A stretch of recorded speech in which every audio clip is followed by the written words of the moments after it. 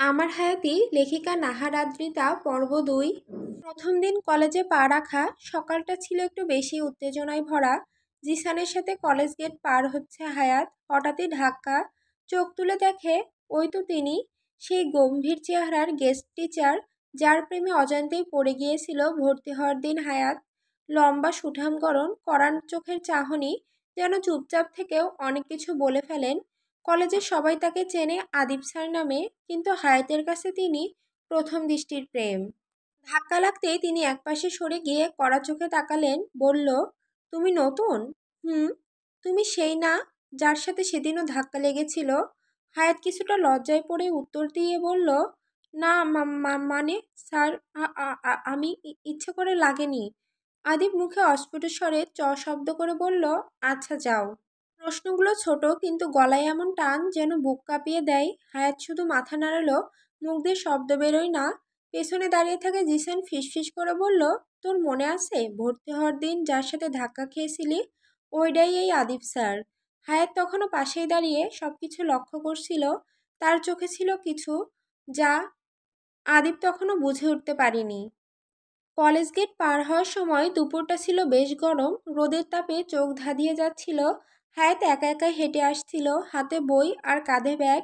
Jisan coaching করে বাড়ি যাবে, মেয়ে হিসেবে স্বাভাবিকভাবেই কিছুটা লাজুক হায়াত। মাথায় আঁচলটা ভালো করে গুজে সে সামনে হাঁটছিল, কিন্তু হঠাৎ, এই মেয়েটা তো বেশ সুন্দর না রে? আহা, দেখি তো ওড়নাটা ঠিক কতখানি নরম। দুজন ছেলে পেছন থেকে হঠাৎ করে হায়াতের ওড়নাটা টেনে ধরল। ভয় পেয়ে থমকে গেল হায়াত, চোখে পানি চলে এলো, কিন্তু মুখে কোনো কথা আসছিল না। ঠিক তখনই বটগাছের নিচে দাঁড়িয়ে বন্ধুদের সাথে হাসাহাসি করছিল আদিব স্যার। গম্ভীর চেহারার মানুষ হলেও আজ কিছুটা হাসি মুখে ছিলেন, কিন্তু সেই হাসি মুহূর্তেই মিলিয়ে গেল হায়াতের দিকে তাকিয়ে। এক ঝটকায় সাইকেলের মতো গতি নিয়ে ছুটে এসেছে আদিব স্যার। বন্ধুদের কেউ কিছু বোঝার আগেই তিনি ছেলেগুলোর সামনে গিয়ে দাঁড়ালেন। এই, কি হচ্ছে এখানে? এই বলেই একটা ছেলের নাক বরাবর ঘুষি দিল আদিব। পাশের ছেলেকে বলল, তোমরা কোন ক্লাসে পড়ো? স্যার, মানে আমরা দুষ্টুমি করছিলাম, মাফ করে দিন। এটা দুষ্টুমি না, এটা শালীনতা ভঙ্গ, এটা অপরাধ। কলেজের সামনে শিক্ষার্থীর সঙ্গে এমন আচরণ? থাপ্পড় মেরে মেয়েদেরকে বিরক্ত করার ঝাল মিটিয়ে দেব, বাস্টার্ড। ছেলেগুলো মাথা নিচু করে দাঁড়িয়েছিল। আদিব স্যারের গলা নিচু হলেও ধীর, চোখে আগুন। র্যাগিংয়ের পুরো ঘটনা শেষ হলে কলেজ মাঠটা আবারও আগের মতো স্বাভাবিক হয়ে গেল। সবাই যে যার মতো ব্যস্ত। হায়াত চুপচাপ ব্যাগটা ধরে বসে আছে বটগাছের ছায়ায়, চোখের কোণে জল জমে আছে। জিসান দাঁড়িয়ে হায়াতকে শান্ত করার চেষ্টা করছে, বলল, রিল্যাক্স হায়াত, এত হাইপার হচ্ছিস কেন? কিছু হয়নি তো। তার আগেই স্যার এসে গিয়েছিল। ভাইয়া, ওরা আমার ওড়না টান দিয়েছে বলে আবার কান্না করছে হায়াত। দাঁড়া, আমি তোর জন্য পানি নিয়ে আসছি। এই বলেই জিসান উঠে পানি আনতে চলে গেল। আদিব ধীরে ধীরে বটগাছটার কাছে আসলো। হায়াতকে এভাবে কাঁদতে দেখে আদিবের ভেতরটা কেমন খসখস করে উঠল। হায়াতের মুখটা দেখে মনে হচ্ছিল কিছু বলতে চাইছে, আবার নিজেকে আটকে রাখছে। আদিব আর নিজেকে আটকে রাখতে পারল না, পাশে থাকা রাজকে বলল, জাস্ট 5 সেকেন্ড, 5 সেকেন্ডের মধ্যে আমি পুরো মাঠ খালি চাই, কেউ যেন এখানে আসার সাহস না পায়। আচ্ছা দোস্ত। আদিব ধীরে কিন্তু রাগী গলায় বলেই ফেলল, এই মেয়ে, এত সুন্দর হওয়ার কি দরকার ছিল বলো তো? একবার তাকালেই মানুষ ঝামেলায় পড়ে যায়। হায়াত চমকে তাকালো আদিবের দিকে, চোখে অবাক ভাব, গাল বেয়ে 2 ফোঁটা নোনা জল গড়িয়ে পড়ল। মৃদু গলায় উত্তর দিল হায়াত, আব আমি কি করব? আমি তো এমনি। আদিব মুখ ফিরিয়ে চোখ গুটিয়ে বলল, এই এমনি এর জন্যই তো র্যাগিং, ঝামেলা আর মনের ভিতর অশান্তি সব তোমার আশেপাশেই ঘোরে। তুমি জানো না, তুমি যেভাবে তাকাও সেটা কারো রাতের ঘুম কেড়ে নিতে পারে। এই কথাটা বলেই চুপ করে গেল আদিব। হঠাৎ আদিবের কি হলো বুঝে উঠতে পারল না। মনে মনে বলল, আমি কি শুধু রেগে বললাম, নাকি নিজের মনে জমে থাকা কথাটাও বেরিয়ে এলো? হায়াত এবার কিছু না বলে শুধু তাকিয়ে রইল আদিবের চোখের দিকে।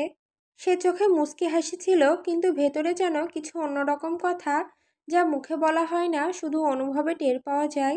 আদিব গলা খাকারি দিয়ে বলল, আচ্ছা, আমি বুঝি না, আমার সাথে কথা বললে তোমার এত কাঁপাকাঁপি শুরু হয় কেন? আমি মানে, আই সোয়ার হায়াতি, আর একবার কাঁপাকাঁপি করলে আমি তোমাকে কিছু একটা করে ফেলবো। আদিবের কথা শুনে হায়াতের মুখ হা হয়ে গেল। বলল, আমি তো হায়াত, হায়াতি না। শোনো মেয়ে, হুম, ভালোবাসবে আমায়? তোমার মতো একটা বাচ্চাকেই আমার প্রয়োজন। হায়াত পাথর হয়ে গেল। লাইক সিরিয়াসলি, পরিচয় মাত্র 2 দিন হলো আর ভালোবাসার প্রস্তাব? মিনমিন করে বলল, আমার বাবা মা গ্রামে থাকে, তারা এসব জানলে আমাকে আর পড়াবে না স্যার। হুম, আমি তোমাকে প্রেমের প্রস্তাব দিচ্ছি না, বিয়ের কথা বলছি। আর তোমার বাবা মাকে বোঝানোর দায়িত্ব আমার।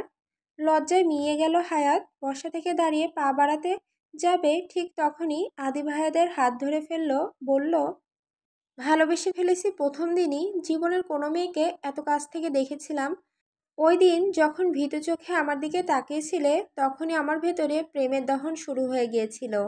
জান, আমি জানি এটা হালাল না, এই জন্যই বললাম চলো বিয়ে করে ফেলি। আমি তো ভালোবাসতে জানি না, আমি শিখিয়ে দেব। বলে হায়াতকে ছেড়ে দিল আদিব। হায়াত লজ্জায় দৌড়ে চলে গেল। আদিব ঠোঁট কামড়ে হাসল। দুপুর 2টো, রোদের তেজ কমলেও আদিবের চোখে মুখে উত্তেজনার ঝলক। সকাল থেকে বাবাকে কত রকম যুক্তি, অনুরোধ, রাগ, অভিমান সব মিলিয়ে অবশেষে রাজি করিয়ে ফেলেছে সে। রাকিব চৌধুরী প্রথমে কিছুতেই মানতে চাইছিলেন না। এখনো তো পড়াশোনা করছে মেয়েটা, তুই চিন্তা করো না, এমন মেয়ের অভাব হবে না তোদের ঘরে। কিন্তু আদিব সোজা তাকিয়ে বলেছিল, বাবা, ওই মেয়েটাই আমার ঘুম হারাম করে দিছে। আমি ঠিক জানি ওই আমার সোলমেট। আপনি চান বা না চান, আমি হায়াতকে ছাড়া কাউকে বিয়ে করব না। এই একরোখা ছেলের জেদের কাছে রাকিব চৌধুরী অবশেষে নরম হন। হায়াতের খালার বাসা সাভার, একতলা বাসা। দরজায় বেল বাজতেই হায়াত নিজেই খুলতে গেল। ভেবেছিল খালার কোনো বান্ধবী হবে হয়তো, কিন্তু দরজার ওপারে দেখে থমকে গেল। আদিব স্যার, আর সাথে একজন ভদ্রলোক, যাকে আগেও একবার কলেজে দেখে গেছে, সম্ভবত আদিবের বাবা। হায়াত চোখ বড় করে তাকিয়ে বলল, স্যার, আপনি এখানে? আদিব মুচকি হেসে বলল, আজ স্যার না, শুধু আদিব। একটু ভেতরে আসতে পারি? হায়াত কিছু বলার আগেই খালা এগিয়ে এলেন। রাকিব চৌধুরী ভদ্রভাবে সালাম দিলেন আর খালা মাথা নাড়লেন সম্মতিসূচক হাসিতে। ড্রয়িং রুমে বসে চা বিস্কুট, কিছুক্ষণের হাসি ঠাট্টা, ছোট্ট আলাপের পর হঠাৎ আদিব দাঁড়িয়ে গেল। তার কণ্ঠে ছিল অদ্ভুত এক দৃঢ়তা। আমার কথায় অনেকেই হয়তো অবাক হবে, কিন্তু আমি আজ হায়াতের আঙুলে আংটি পরাতে এসেছি। প্রপোজ নয়, প্রতিজ্ঞা। বিয়ে এখনই নয়, তবে এই মেয়ে এখন থেকে আমার হয়ে গেল। হায়াত লজ্জায় মুখ নামিয়ে নিল। হঠাৎ যেন গোটা ঘর নিস্তব্ধ হয়ে গেল। আদিব ধীরে ধীরে একটা ছোট্ট রিং বক্স বের করলো। তার ভেতরে সাদামাটা কিন্তু সুন্দর একটা সোনার আংটি। সে হায়াতের দিকে এগিয়ে গেল। তোমার সম্মতি ছাড়া কিছুই নয়, আমি জোর করব না, কিন্তু তুমি যদি চাও, আমি আজ এখানে এই চিহ্ন রাখতে চাই। হায়াত একবার খালার দিকে তাকালো, তারপর আদিবের চোখে। সেই চোখে ছিল না কোনো দম্ভ, ছিল শুধু ভরসা আর ভালোবাসা। হায়াত মুখ নামিয়ে একটু মাথা নাড়ল। আদিব ধীরে ধীরে তার ডান হাতটা ধরল, তার আঙুলে পরিয়ে দিল আংটি। দুপুর 2:10, একটা নতুন গল্পে শুরু হলো। হঠাৎ করেই সবার অজান্তে, দুটো হৃদয়ের একান্ত সম্মতিতে। গল্পের পরের অংশ, স্বপ্নের সম্মতি। হায়াতের আঙুলে আংটি পরানোর সেই মুহূর্তটা যেন কিছুক্ষণের জন্য সময়কে থামিয়ে দিয়েছিল। আদিবের চোখে তখন শান্ত একটা হাসি। হায়াত এখনো চুপ, কিন্তু তার মুখে সেই না বলা সম্মতির লাজুক রেখা। তখনই খালা বললেন, ঠিক আছে, এখন ওর বাবা মাকেও জানিয়ে নেওয়া ভালো, যেন তারা কিছু শুনে হঠাৎ কষ্ট না পায়। আদিব নিজের ফোনটা বের করলো। আমি নিজে বলি খালা, হায়াত কার সেটা ওর বাবা মা যেন প্রথমে আমার মুখেই শোনে। কল দেওয়া হলো। ভিডিও কলে প্রথমে ভেসে উঠল হায়াতের আম্মুর মুখ, কিছুক্ষণ পর আব্বুর। হালকা চিন্তিত কণ্ঠে বললেন, কে তুমি বাবা?